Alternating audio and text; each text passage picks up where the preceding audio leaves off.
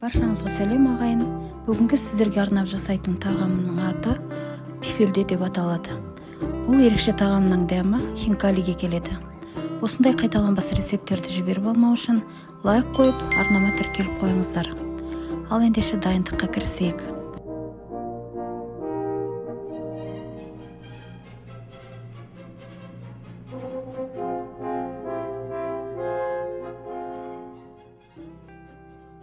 Алдымен қамырын дайындап алайық.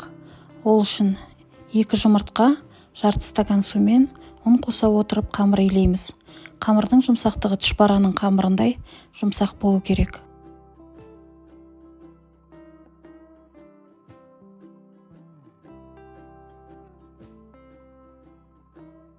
Міне, қамырымыз дайын болды. Біраз тұндырып қойып. Қамыр тынғанша фарш жасап алайық енді. Ол үшін 250-300 грамм тартылған ет қажет. Тұз, бұрыш және көк шөптің 3 түрі керек. Көк пияз, укроп, кинза. Кинза етке арналған дәмдеуіш болғандықтан фарштың дәмін ерекше етіп тұрады.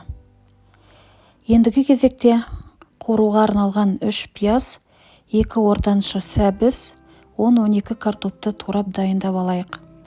Пиязды әдеттегіше тураймыз, ал сәбізді ірі үккіштен өткізіп аламыз.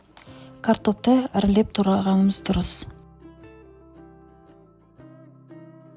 Бұл ас қазанда жасалынатын болғандықтан қазанға май құйып, қазанды қыздырып аламыз. Алдымен пияз, сосын сәбізді қуырамыз. Үстіне картопты қойып, 1-1,5 стакан су құйып, қақпағын жауып қоямыз.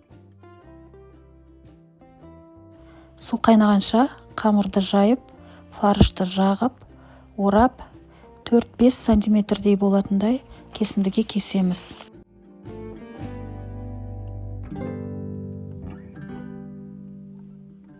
Кесіп болғасын қазанға салып, 30-35 минут азайтылған отта пісіреміз.